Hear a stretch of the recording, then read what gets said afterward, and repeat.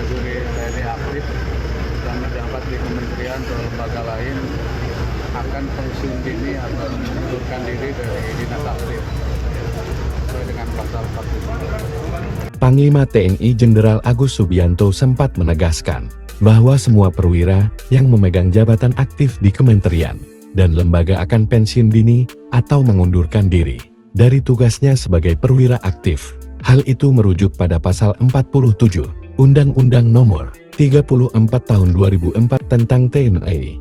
Dalam ayat 1 disebutkan bahwa prajurit hanya dapat menduduki jabatan sipil setelah mengundurkan diri atau pensiun dari dinas aktif keprajuritan.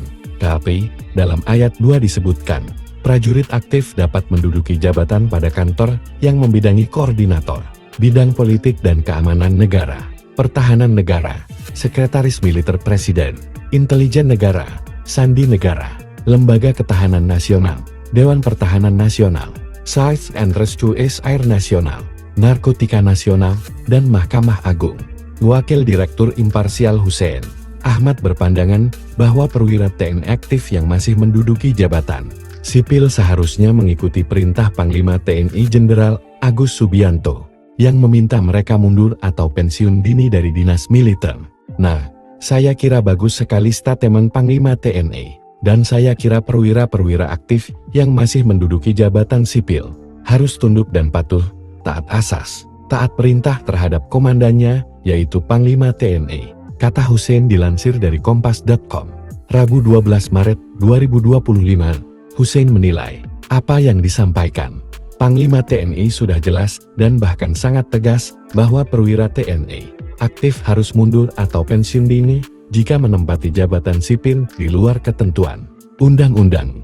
Hussein juga menyebut, pernyataan Panglima Agus membuktikan bahwa institusi TNI menyadari bahwa penempatan perwira aktif pada jabatan sipil tidak tepat. Bahkan, menurut dia, ada kesan institusi TNI juga merasa dirugikan. Meski sudah ada aturan yang jelas mengenai hal ini, tapi masih ada anggota TNI aktif yang menjabat dan belum mengundurkan diri atau pensiun dini.